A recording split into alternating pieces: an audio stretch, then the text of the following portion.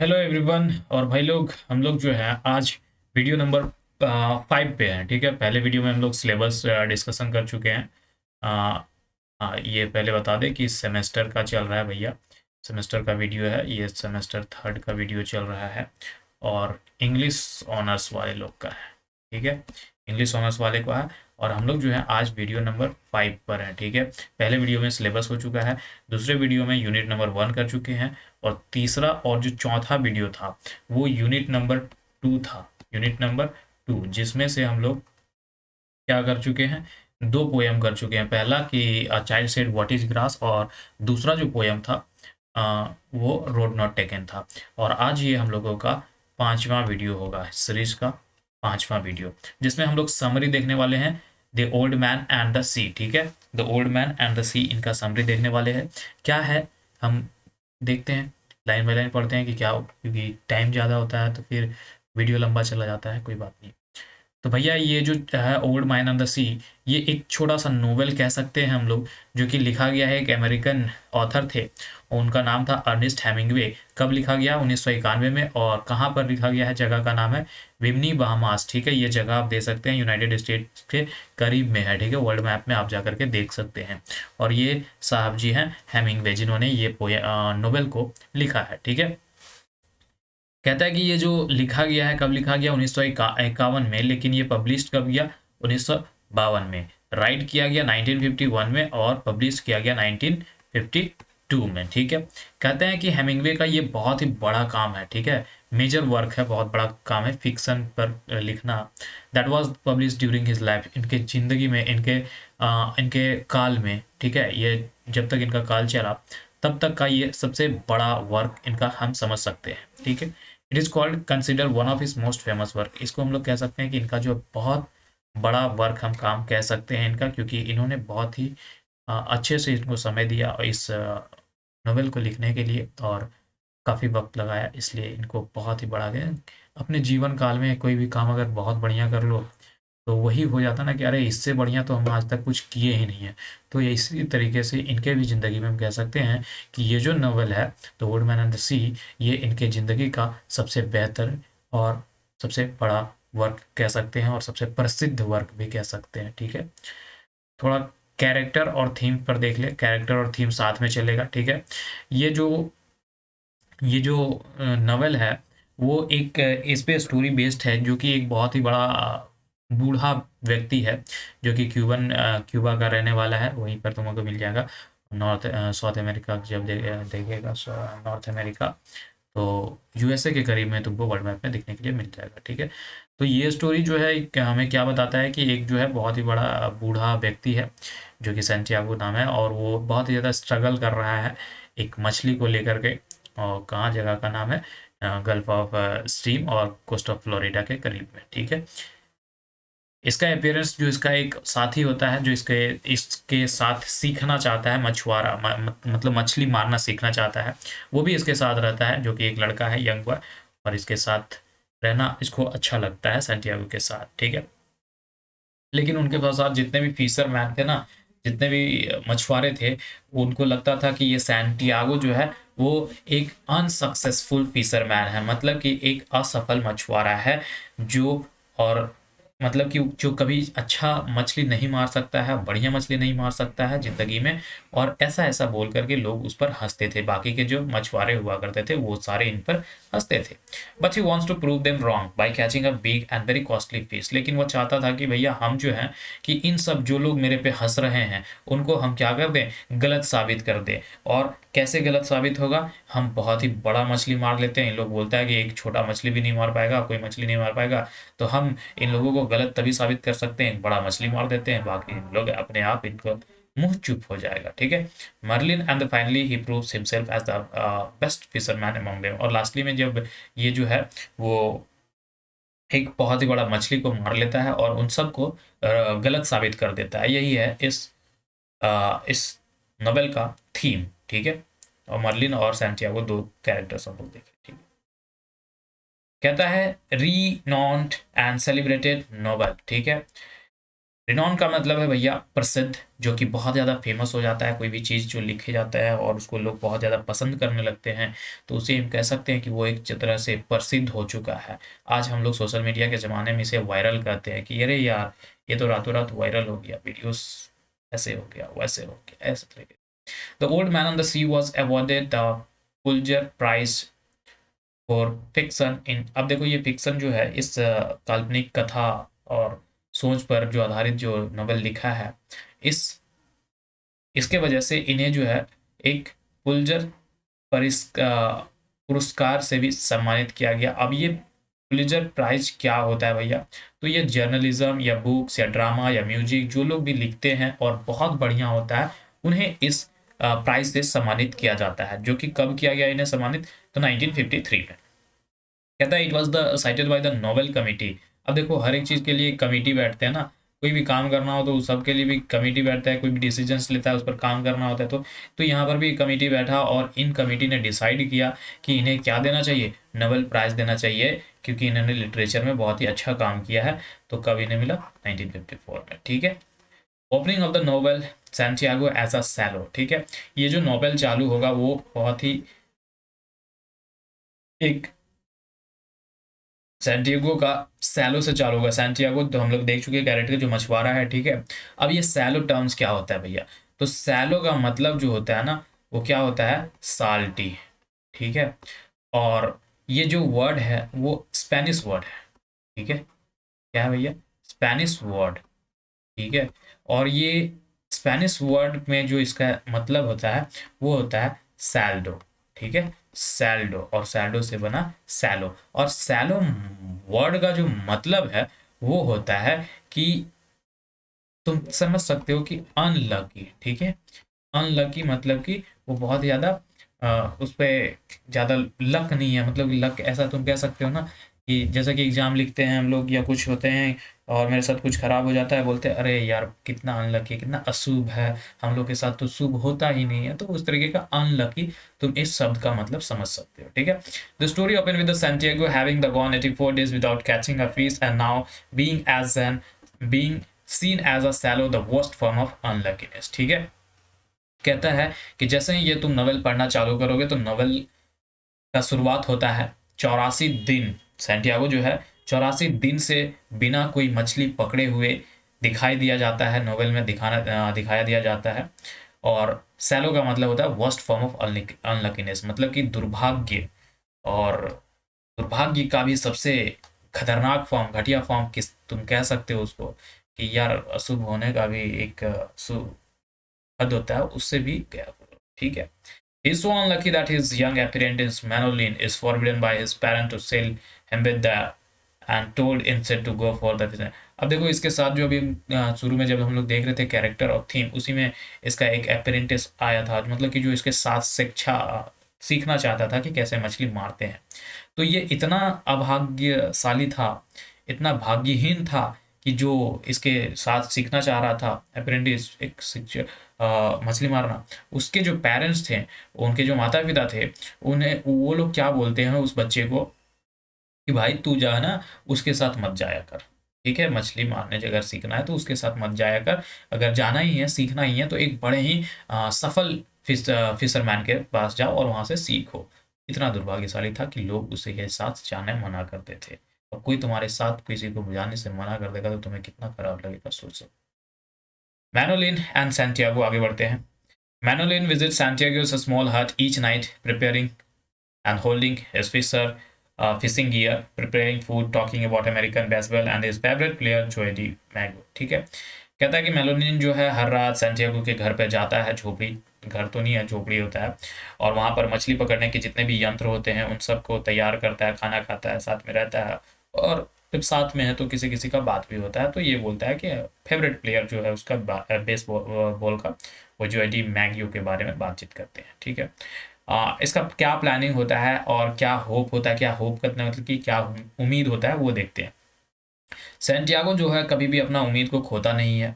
ये मैनोलिन्स को कहता है कि आगे जो है हम कल जो है क्या करने वाले हैं, फ्लोरिडा के जल संधि में जाने वाले हैं, जहाँ पर फ्लोरिडा, जहाँ पर अच्छा सा एक ओशियन है, समंदर है, वहाँ पर जाएंगे। गल्फ स्ट्रीम में, और जो कि कहाँ पर है, नॉर्थ ऑफ क्यूबा के ये में, ठीक है। तो वहाँ जाएंगे और मैं चाहता हूँ कि आगे जब हम जाएं वहाँ पर तो मछली मैं मार लूँगा, और आने वाले समय confident that his unlucky time is about to end and that is not far even everyone will appreciate his fishing skill. और मैं इतने कंफर्म के साथ कह रहा हूँ कि जब मैं वहाँ जाऊँगा तो मछली मार लूँगा, और मेरे बुरे दिन अब बहुत ही जल्दी खत्म होने वाले हैं, और जैसे ही बुरे दिन खत्म होंगे मुझे सारे के सारे लोग अप्रिसिएट करेंगे, वाहवाही देंगे मुझे, और मुझे शाबाशी देंगे, ठीक है। आगे बढ़ते हैं सर। 50वां दिन आता है, 85th day of the struggle with the marlin fish, क्योंकि अब 85 दिन हो चुका है और अभी तक वो मर्लिन फिश के साथ स्ट्रगल कर रहा है, क्योंकि ये तो होप भी तो रखा था कि बहुत बड़ा मछली मारेंगे ताकि सबके सामने वाहवाही ले सके। तो ये 85 दिन हो चुका है और अभी तक मछली नहीं मार सका है। तो कहता है कि on the 85th day of his unlucky streak, Santiago take his skiff small boat into the Gulf Stream, set his line by the noon, and has boat taken by the big fish in Sio the morning। कहता है कि अपनी बदकिस्मती की लकीर, ठीक है, इतना बदकिस्मत था, इतना शुभ था कि 85वां दिन हो गया है और अभी तक मछली नहीं मार पाया है। संटियागो अपनी छोटी सी नाव को लेकर के जाता है और अपने एक रेखा बनाता है, लाइन सेट करता है कि यहाँ तक ऐसे में मछली मारेंगे, जैसे कि जाल फेंकते हैं ना ऐसे करके, तो उस तरीके से वो लाइन भी सेट करता है। कहता है दोपहर तक उसकी नाव को एक बड़ी मछली पकड़ ले आती है, ठीक है। तो जब वो लाइन सेट करता है तो उसमें क्या होता है, एक बड़ी सी मछली आ जाती है, जिससे यकीन हो जाता है कि वो मरलिन ही है, और इसे जैसे ही फंसता है तो यकीन हो जाता है कि मरलिन है। जैसे कि तुम भी अगर कभी मछली मारे, हम लोग मारे हैं तो बंसी वाला में, तो जरा से भी कुछ सरता था तो भारी लगता था, तो बोला अरे हाँ धर लो, मतलब कि बढ़ गया, जरूर कोई मछली फंसा, फिर निकाल के देखते हैं तो होता भी ये नहीं होता है। तो जब इसको लगा फंसा तो भैया ये बोलता है कि जरूर ही मर्लिन होगी, ठीक है। अब कहता है कि is unable to have a great and the powerful Merlin, Santiago is instead pulled by the Merlin and 2 days and the night passed with the Santiago holding on lines, ठीक है। कहता है जो बहुत ही मर्लिन जो है बहुत ही बड़ा मछली था, शक्तिशाली भी था, तो वो जो है असमर्थ हो जाता है, पकड़ नहीं पाता है। ऐसे में इसके बजाय सैंटियागो का होता है, मर्लिन जो होता है सैंटियागो को ही वापस खींचने लगता है, ठीक है। 2 दिन बीत जाते हैं, 2 रात बीत जाते हैं, सैंटियागो वहीं पर पड़े रहता है और साथ में रात गुजारनी पड़ती है, ठीक है।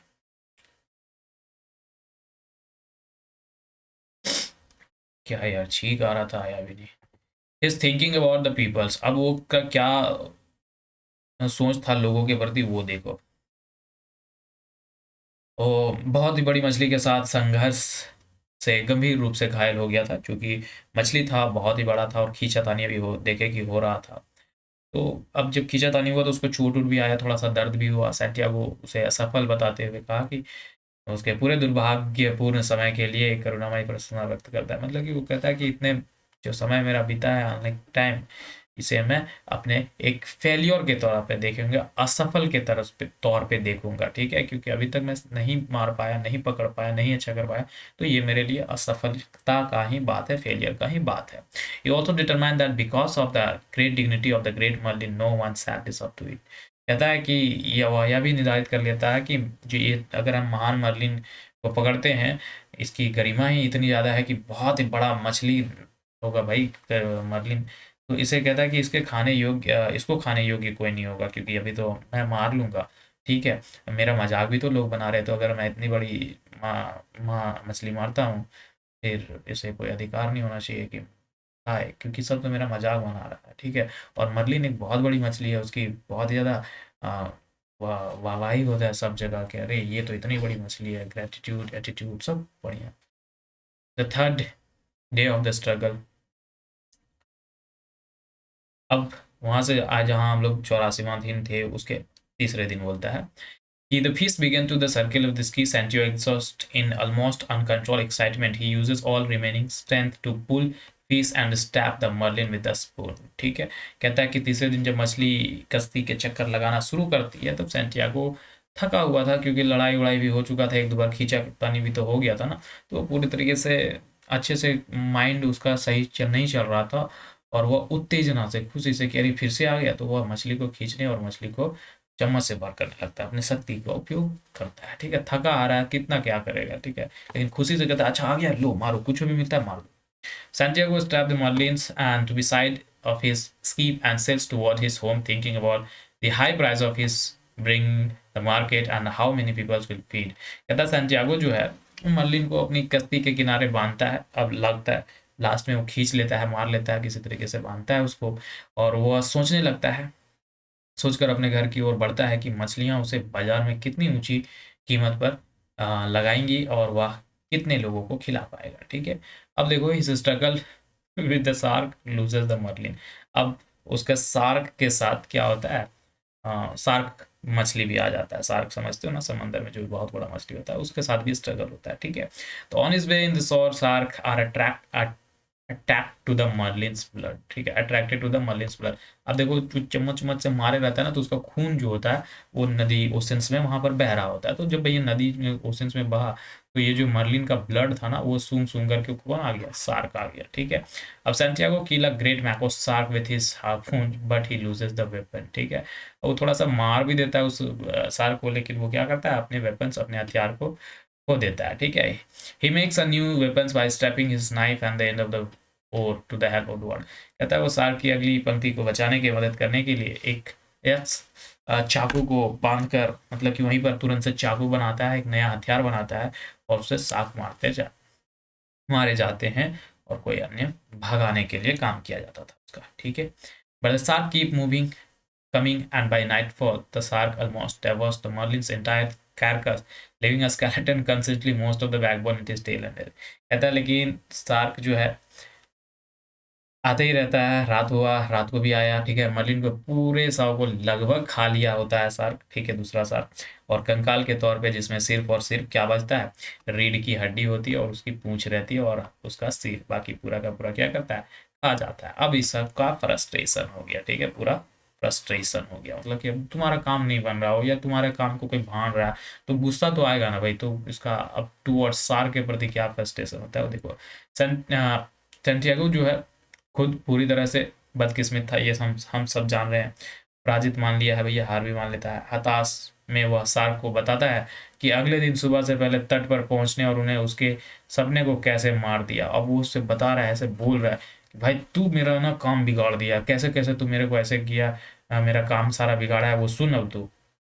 संदेगो अपने सैनिक पर भारी वस्तु ले जाने की मछली के सिर को छोड़कर अपनी झोपड़ी तक संघर्ष करता है, और किनारे पर हड्डियां घर पहुंचता आते ही वह गहरी नींद में सो जाता है। कुछ कुछ जो बचा होता है फिर घर पहुंचाता है और फिर गहरी नींद में सो जाता है। The change of view of all the repentance. ठीक है, अब कहता है कैसे सबका जो वहाँ पे लोग थे, जितने भी मछुआरे थे, उनका सबका थिंकिंग कैसे चेंज होता है वो देखो। कहता है the next day around the boat, उस बोट के अराउंड चारों ओर बहुत ही बड़ा बिग ग्रुप जो होता है फिशरमैन का, वो गैदर होता है, इकट्ठा होता है और देखता है skeleton of marlin is still attach. तो जो स्केलेटन होता है, जो हड्डी होता है उस मर्लिन फिश का, वो वहां पर भी अटैच होता है। तो अगले दिन ही नाव के आसपास जो मछुआरे हैं, बड़ा समूह होता है, मर्लिन के कंकाल को देखते हैं। अब वो तो शार्क खा गया था, है ना, लेकिन कौन जानता है कि शार्क खाया। आगे देखते हैं। All of the peoples are surprise. सभी लोग जो थे बहुत चक्का हो गए, वह हैरान रह गए कि one of the fisher manage to be made 18 feet of head to tail. और एक जो है उस मर्लिन को नापता है, कहता है अरे भाई ये तो 18 फीट है। ठीक है, और Perico is a given head of the fish and the other fisherman tell manually in the old man how the story they are. कहता है पेरिको मछली का सिर दिया जाता है और दूसरी ओर मछुआरों को, बूढ़े आदमी को, मैनुअलिन को बताते हुए कि कितना अफसोस है, फिर देखो अब तुम बड़ा काम। अब कौन जान रहा है कि ये मारा है कि नहीं मारा है, मार तो रहा था लेकिन शार्क खा गया तो क्या करता था, लेकिन फ्रस्ट्रेशन में उसको सारा बात बताता भी है शार्क को। और फिर वो जो कुछ भी बचा उच खुचा हिस्सा रहता है घर लेकर के जाके सोता है, थक जाता है। तो भैया रात को कोई देखा नहीं है कि हमें कौन मारा है, इसको कैसे मारा है।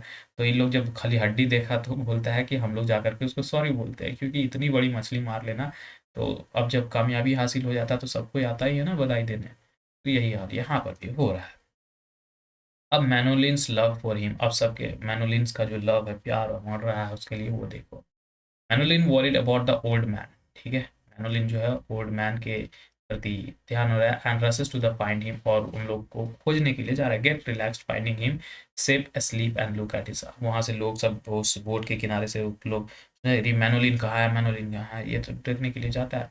तो बूढ़े आदमी के बारे में चिंतित मैनोलिन उसे खोजने के लिए दौड़ता है और उसे सुरक्षित सोता हुआ पाकर आराम लगता है सबको। और उसके घायल हाथ को देखते हैं और वो लोग जो चाकू से, स्पून से वार किया था, उसका हाथ से खून भी आ रहा था ना, तो उसको देख करके सबको ठीक होता है। फिर कहता है कि मैनुलिन उसके लिए अखबार और कॉफ़ी लाता है। जब बूढ़ा आदमी जागता है तो वह एक बार फिर से एक साथ मछली पकड़ने का वादा करता है, और फिर लास्ट में क्या करते हैं कि जब वो जाग जाता है बूढ़ा आदमी, तो कहता है कि अब चलो ठीक है, अब सब कोई साथ में जाकर के मछली मारेंगे, ठीक है। जब सैंटियागो नींद से लौटता है तो वह एक अफ्रीकी समुद्र पर तट पर अपने युवा शेर के सपने को देखता है। तो फिर वह जब वापस आता है, जागता है, सपना भी देख रहा था, तब जागता है तो कहता है कि अरे भाई, हम तो सपना देख रहे थे कि अमेरिका के तट पर हम क्या कर रहे हैं, मछली मार रहे हैं, ठीक है। तो भैया यही हमारा क्या होता है, यूनिट नंबर 3 जो है वो कंटिन्यू कंटिन्यू मतलब कि खत्म होता है, ठीक है। और हम लोग जो है मिलते हैं अगले वीडियो में, वीडियो नंबर 6, जो कि होगा वीडियो नंबर 4, ठीक है। वो वीडियो नंबर 4 तुम्हारा होगा जो है डेथ ऑफ सेल्समैन, कि कैसे एक सेल्समैन का, एक व्यापारी का कैसे मृत्यु होता है, क्या क्या कारण होते हैं, कैसे कैसे उसका मृत्यु होता है, कौन कौन से कारण होते हैं, ये सब कुछ हम लोग देखेंगे अगले वीडियो में, वीडियो नंबर 6 में। जल्दी आएगा, मिलते हैं जल्दी ही। धन्यवाद।